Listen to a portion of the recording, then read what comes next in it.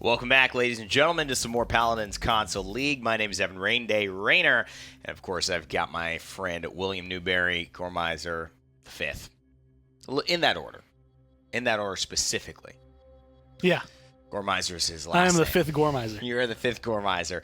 Welcome to the console club, man. You got your couple games in with Nick, and now you get your couple games in with me. We're ready to start getting into the next half of this console league because Gor, that's the truth. We're really only halfway done here today. And I'm actually excited for this last half because we've seen some interesting turn-ups in North America. Specifically, going for here, Onslaught has been dominating, but it hasn't been, I think, as up at the top as they would have expected overall. I'm kind of curious to see how the rest of the split's going to go for them. Yeah, and we have heard that there has been maybe a little bit of a sub, maybe one of the console Onslaught kind of managers here. Tay might be subbing in for one of these games, so we'll have to wait and see. HappyBattleCats as well have the incredible non-relation to the reference of the Ben Stiller Meet the Parents film, which we watched a clip from today just to let everyone know. We'll see if Milka Cat has any more interesting tweets for this afternoon. And that's burned into my memory. That's one of those things you read, and afterward you're like, I wonder what my life would be like had I not read that. Where would I be right now?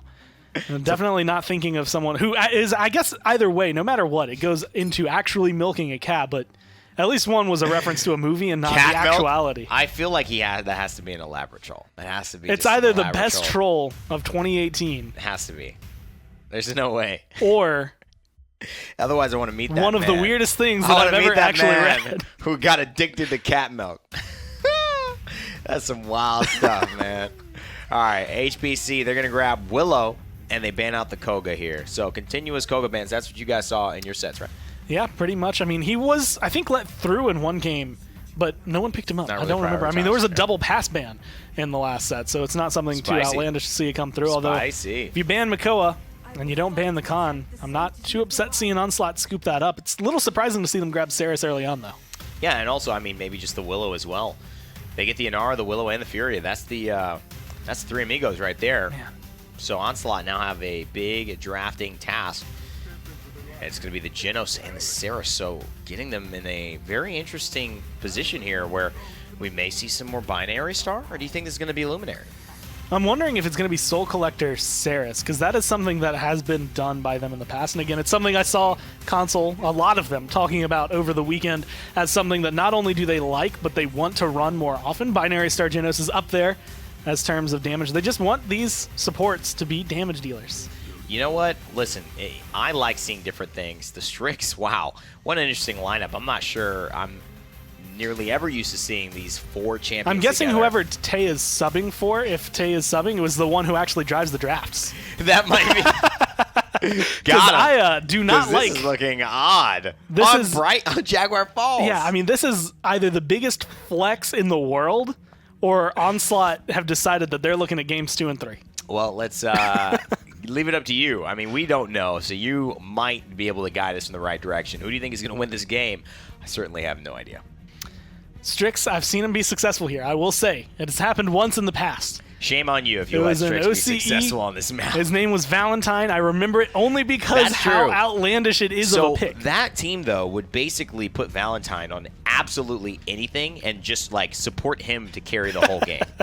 It was like... It worked. It's a valuable strategy. But he was like, anybody he played, the whole team was like, whatever you want, Valentine. Hey, yo, Valentine says, do this. Yo, Valentine told me... Valentine. They told me this Strix boy is pretty good on Jaguar Falls. Hey, I don't know. I work for Valentine. You know? Valentine says it's okay. Well, then, I'm in. And it is Tay who is on this Genos. You just wonder if this is maybe Tay getting a comfort pick here. And I don't mind it. The worst absolute sub scenario we ever saw was at DreamHack Atlanta. Some of these boys were there, actually. And there was a team from Southeast Asia who had to sub in a female manager. Has nothing to do with the fact she's female, just gives a little bit more elucidation of the story. And she played Saris, her favorite champion, and did 0 damage throughout the entire game. Really, I've never seen a scoreboard say 0 damage after a whole game, but it is true. They told her, just hold right-click. Do not press your left-click. Heal us, and maybe we'll have a chance. Well, it turned out they didn't, and they lost horribly. Well, as of right now, I mean, you're subbing in the best coach on console for Onslaught. Being able to come through 50-50, so it's going to be able to even up the odds for HappyBattleCats. But I'm telling you. How is that possible? I mean, most successful coach on console. Onslaught are batting the most win rate with Tay behind them. I think Tay's going to fill in fine. I just thought it was a funny time to reference another story of where a sub-coach manager. She's already beat it. Who is also a girl, and I mean, we don't have a lot of girls in the Paladin scene. The only few that we've actually had that have played games was the one I mentioned from Southeast Asia. Her name doesn't it doesn't ring a bell. Onslaught winning this objective here. We do have Tay, and then we also had one called Rukia, who was from Black Dragons, the Brazilian representative. And she joined us at the Cube team. Yes, Cube team. But Cube team was basically grabbing members of Black Dragons to fill out their roster. They had a lot of... it might have been FRZ God at that moment, too, who just could not make it. They had a lot of people who just visa issues at that time. Luckily, that's been fixed. And we're in a new era. Even though she didn't play, R.I.P. Gabby. R.I.P. Gabby. Yeah. She's not dead, but she left us. Did she? Yeah. What? That, wow, you're really in the console corner right now, Core.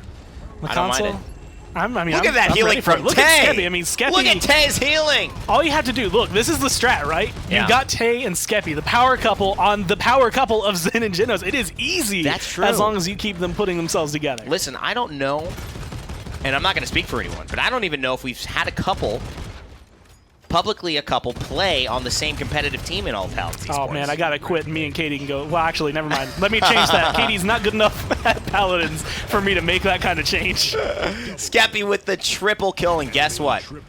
A quadra kill, essentially, from Skep, and I bet he's got a Luminary Astral Mark from Tay. Just the support. It's beautiful to see it translate in-game and out-of-game. Shepherding the payload cart like she shepherds his heart.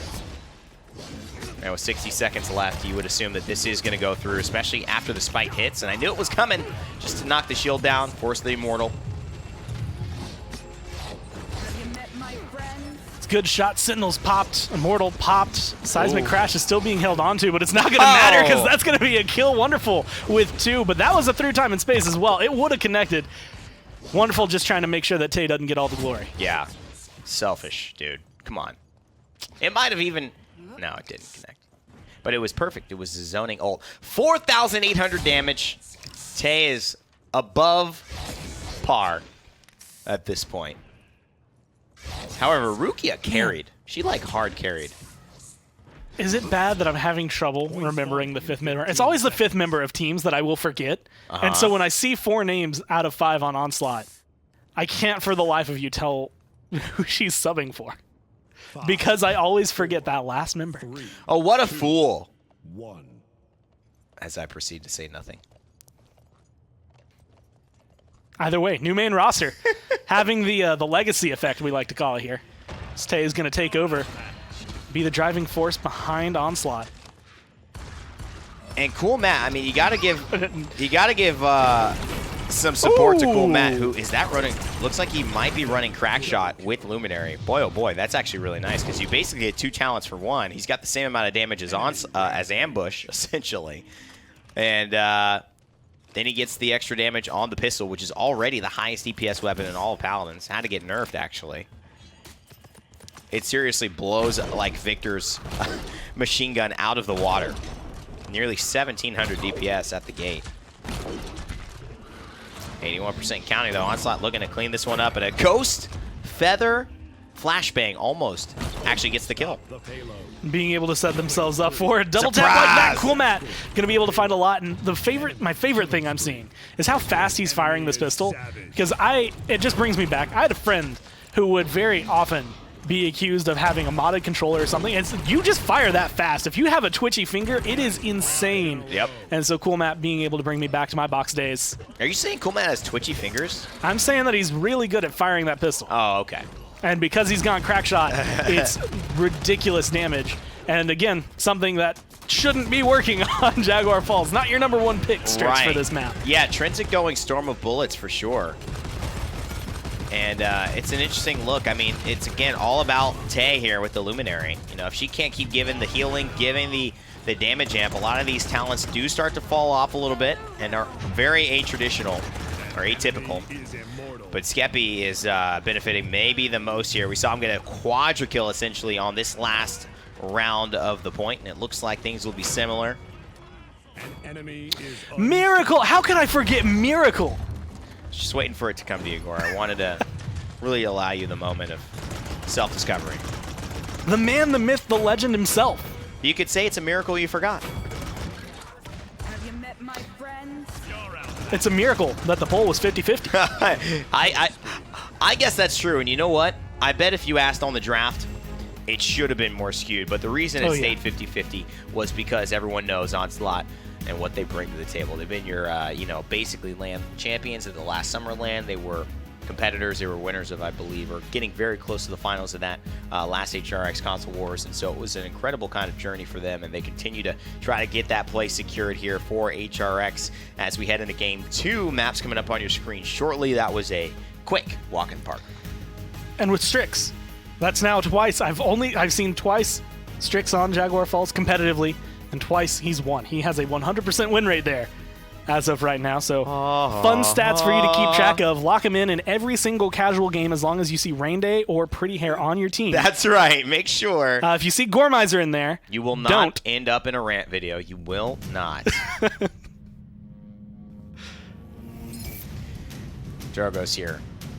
I want that rant video to come out because I want my name to be mentioned in there too, where it's just going to be like, this, I can't say that on broadcast, but I was about to. This is unacceptable. Do not. Yeah, that's what I was going to say. If you are on Bright Marsh, do not run Strix. If I see Kinessa on Bright Marsh, I'm going to slap somebody. Nobody here.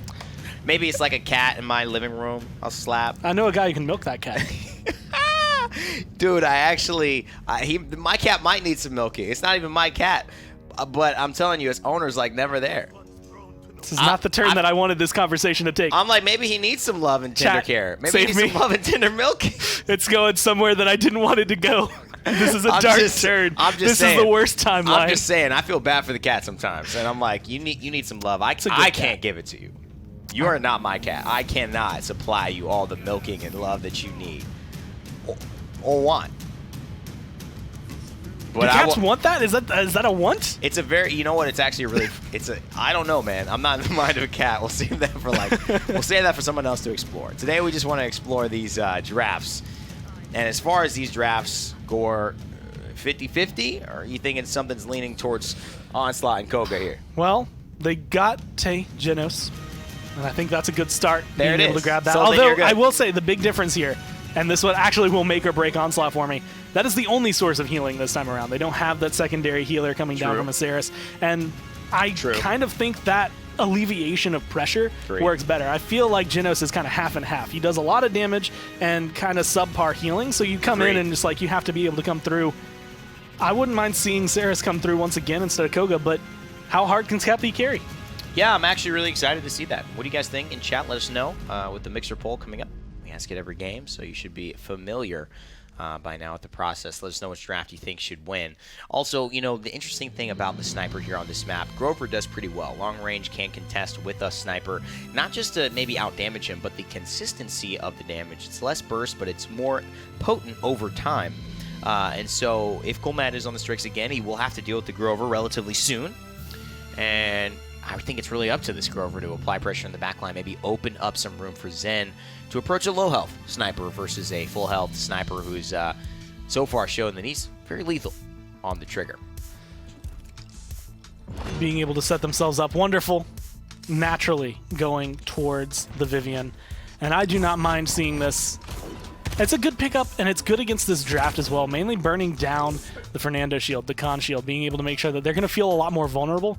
And I'm looking more towards Khan because if you can at least burn him, you set that cooldown through. You need to be able to get rid of it. Apathy Ace, otherwise, is going to be a big threat for Onslaught. I'm just seeing Nick's Happy Birthday, Sweet Prince picture that somebody drew him in our studio. Did he happen to mention that on broadcast? I don't think he did. He just smiled. It's very meme-y, which is very Nick, you know? Nick is a very meme-oriented individual. It's got a Feels Birthday Man on there. Yeah, that is very, very apropos. So far, though, Skeppy doing exactly what I like to see here. Running Master of Arms, but just using the jump to the most effectiveness. Being able to just scale up these walls, use a dash when need be, focus onto these front lines. None of the, I mean, I'm surprised he even reloaded there, but just wants to stay full on the clip of the ammo. And this distraction value is, I think, proving very, very nice to keep at least some room on the point for Onslaught. But Tay goes down, and so does Trinsic and Wonderful after this. So Skeppy not able to get the job done, despite it keeping him alive.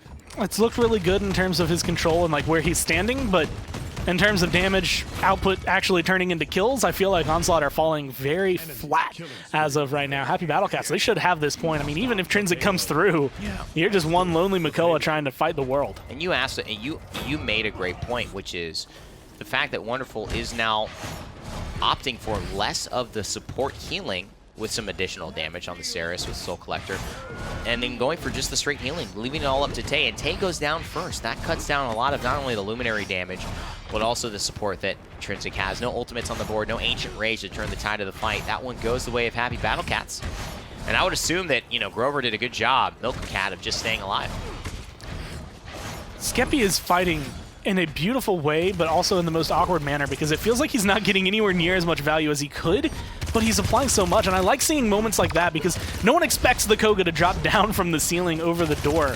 So if you can try and set this up for yourself, you're getting good damage, but that shielding, everything coming through from HappyBattleCats right now is just kind of knocking them back. SoldierBot feeling disrespected. He's like, how dare you think you can even get a game on me like this?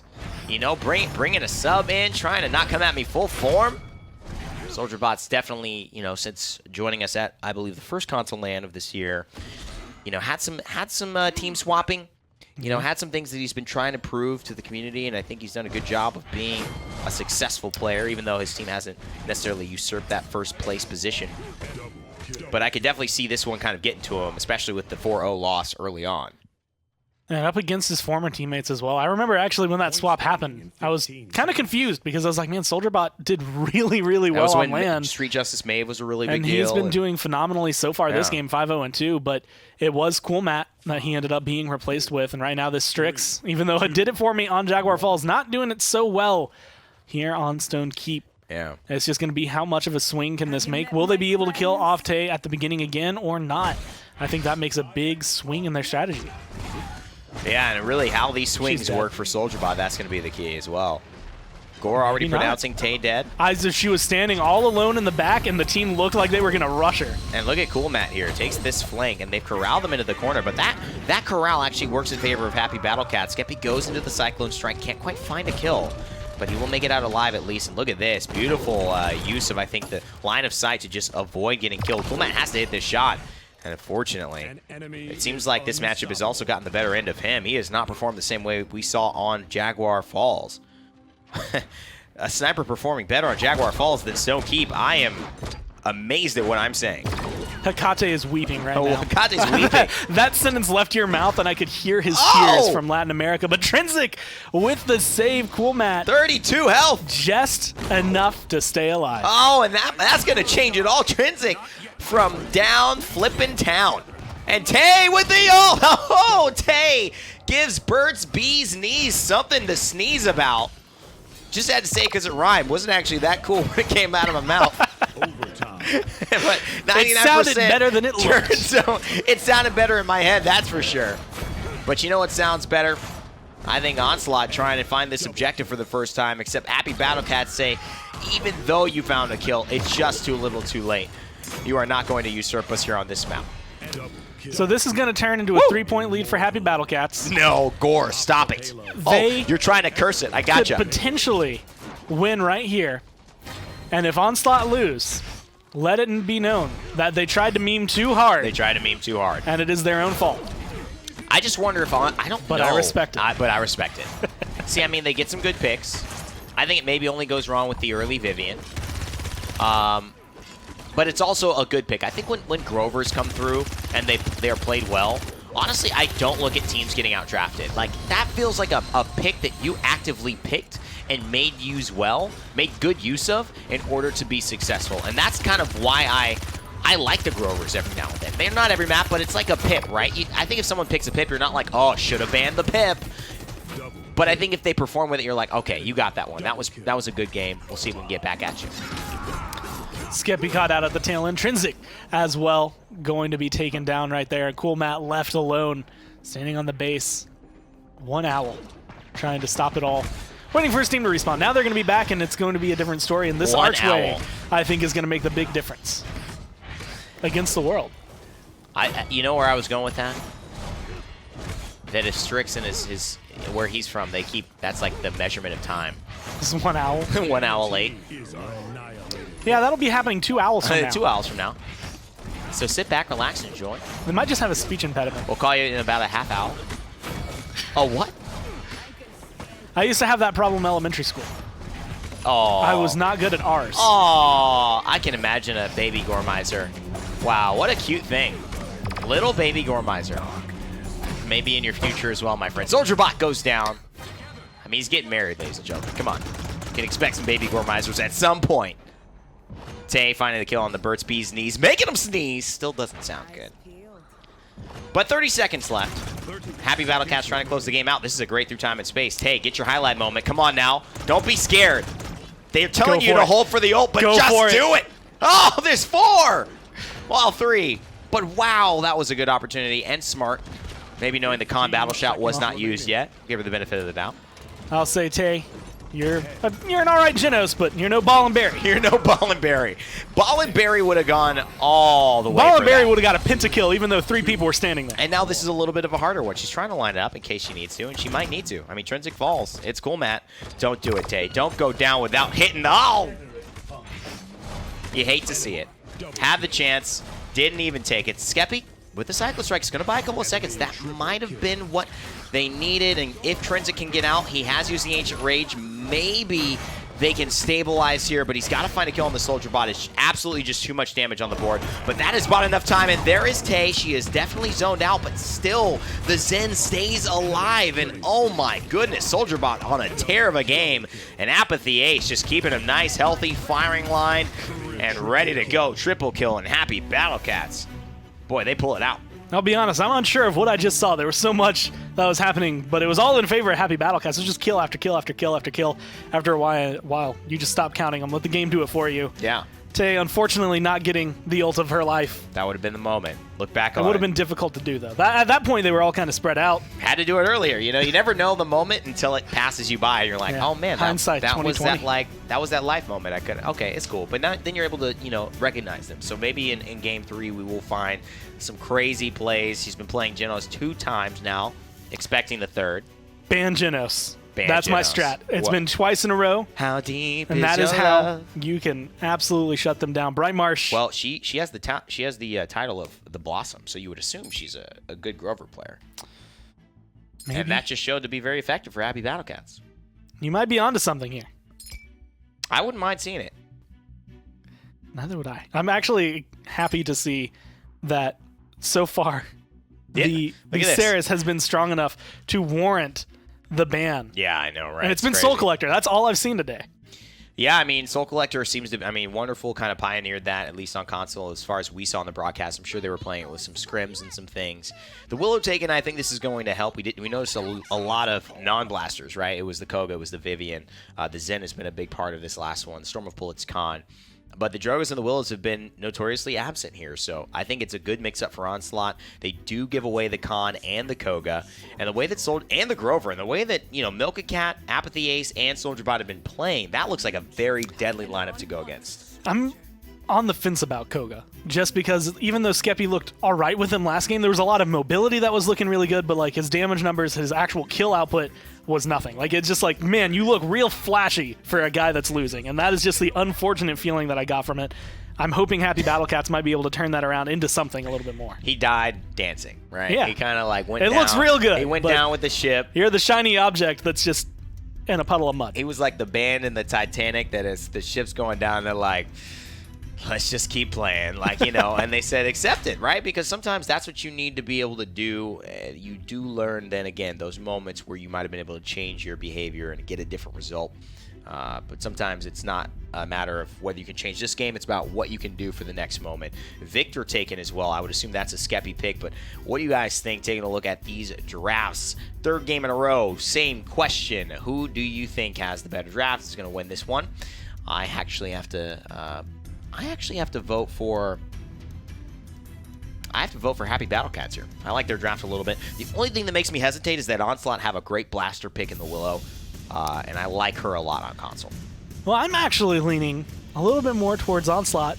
Okay. Which I think is what's going to make this game interesting, is because I do think it could go either way. And I'm thinking that because they got Furia, which is Genos 2.0, her ult, instead of 2,400 damage in a solid line, actually spreads it to her teammates to allow that damage. I feel like that is actually going to be a little bit better for them. That is going to be Tay on that. And like you said, Skeppy on the Victor is admittedly going to be a big portion of this draft. Whether or not it works does rely on the damage he can get. I think Coolmat's going to have a solid performance. Trinsic, wonderful, going to be able to do whatever they can. But if Skeppy just misses a couple kills, misses a couple shots, that could make or break their entire team, especially versus HappyBattleCats, which right now are on fire. Well, let's see if the Soldier Bot can do a little bit better. On the Koga here, Apathy Ace with the Battle Shout. And look at that.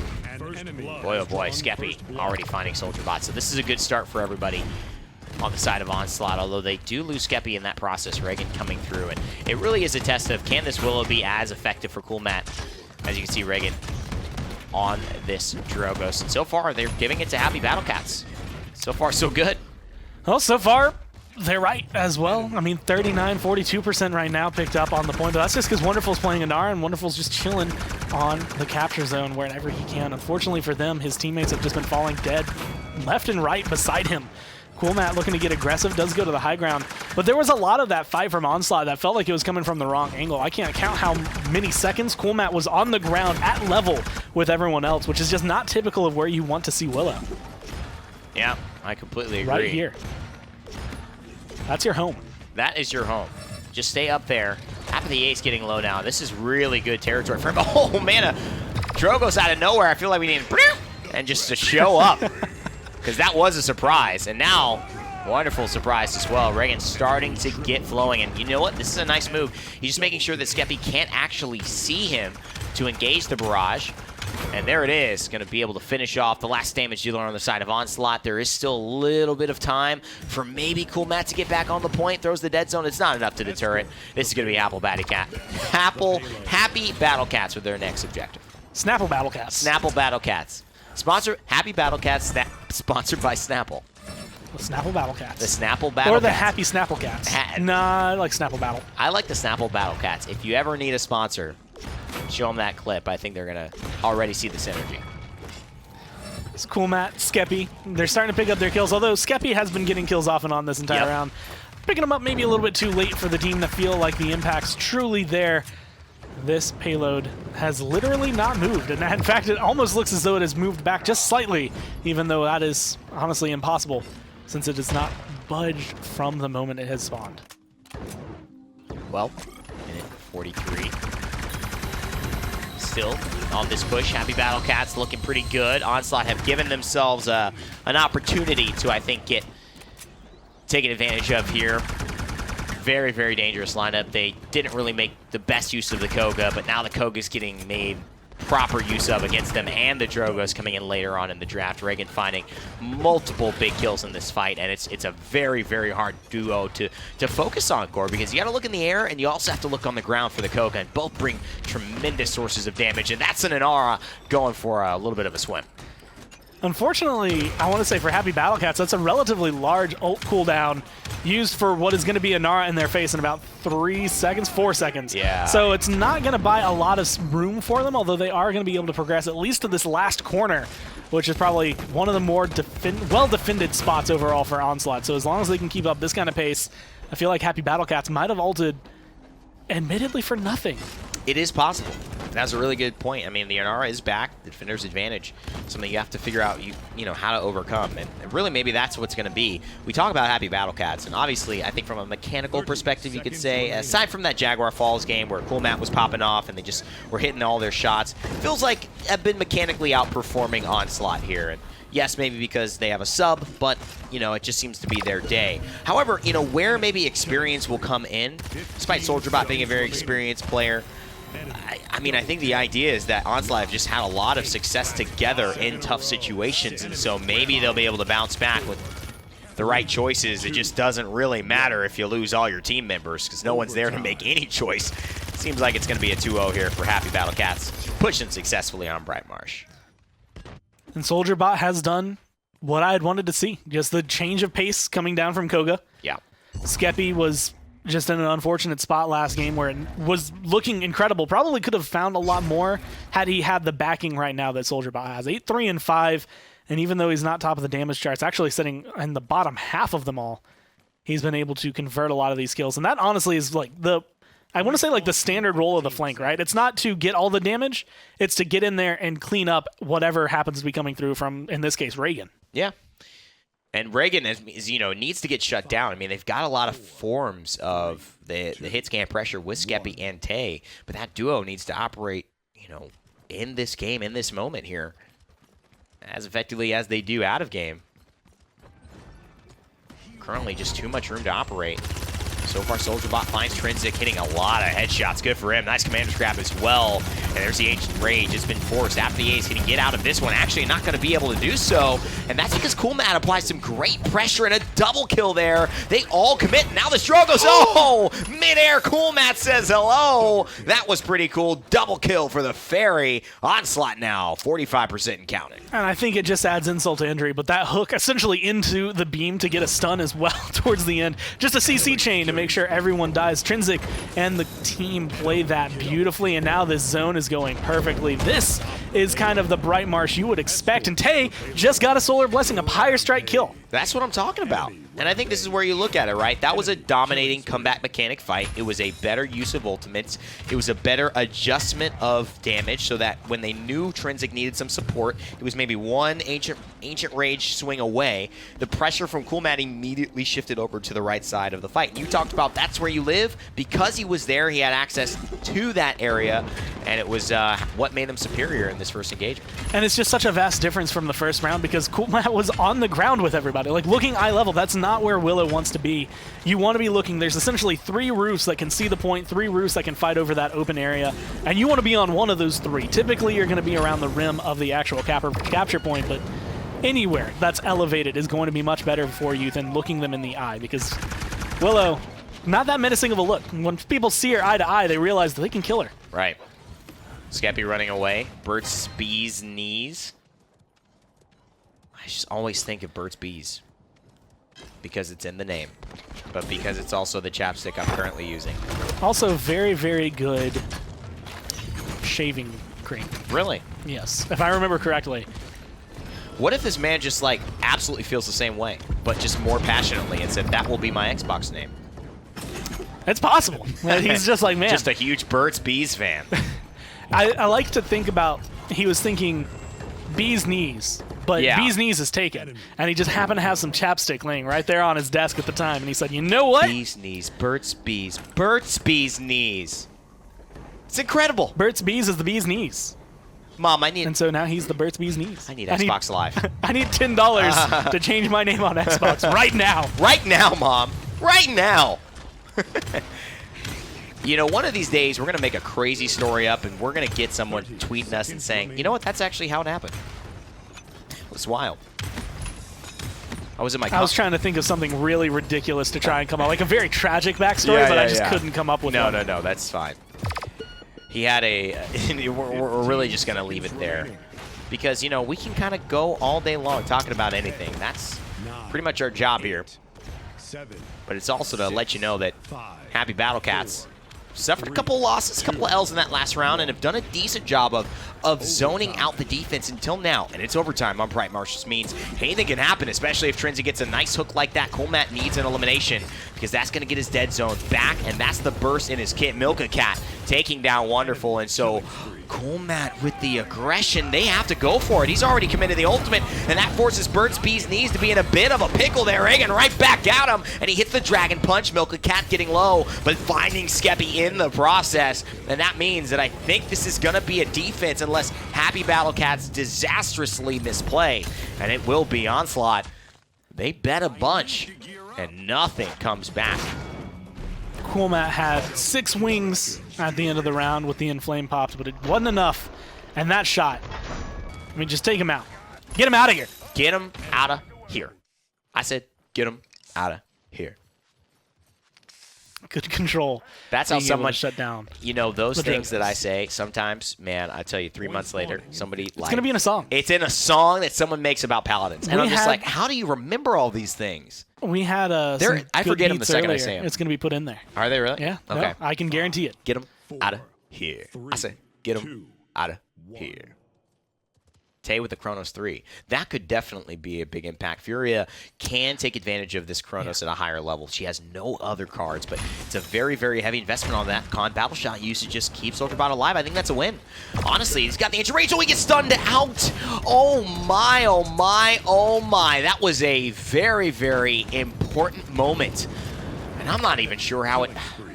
I mean, that must have been a commander's grab moment. Yeah. I mean, that was it. Incredible. And Con still has the overpower. This is not looking good for Onslaught, Gormais. And you can tell the reflexes aren't quite there. And now I feel like I'm harping on you, but that was a moment where I feel like Inara started getting half health, and Furia is looking around for the damage instead of the heal. And I think that does actually make a big difference here for Onslaught, just because losing Wonderful in that kind of case gives that 78%. You're giving it to the team that's in the lead. You have a comeback mechanic, but it doesn't make a difference if Trinsic is dead. Yes, and he doesn't have the Ancient Rage. I mean, how terrible is that Trinsic's not able to use his Ancient Rage in what is the last point fight? They've got to find Skeppy. Soldierbot will do it. Looking to claim redemption against his old teammates. And yeah, he's gonna... HappyBattleCats gonna take this set, ladies and gentlemen, 2-1. Having to come back from a 4-0 on Jaguar Falls in Game 1. What an incredible performance across the board. A lot of fun to see Tay as well out there, and she's at LAN all the time, so good to see some different varying groups. I'm sure Onslaught not happy to let that one go, and I'm curious to take a look at the standings here and see how that's shaken up this region, if at all. And I have to give credit, Soldierbot at the end does something incredible. And it's something that I think Koga is pretty much one of the only people who can do it, and it's a dash to immune himself all the way through the seismic crash. And just being able to keep that pressure up, being able to stay alive. I mean, if he goes down there, Wonderful potentially has some turnaround, but it wasn't enough. And unfortunately, Onslaught, even though they're still at the top, are not untouched. They are not untouched. And I mean, taking that one loss, I mean, that could be the difference between, you know, making things interesting or guaranteeing something. Right, and I think that's where we saw a lot of teams able to do it. And across the pond, Oni channels will be able to look at an opportunity to go 4-0, and that would pretty much put them in a nearly assured qualification situation.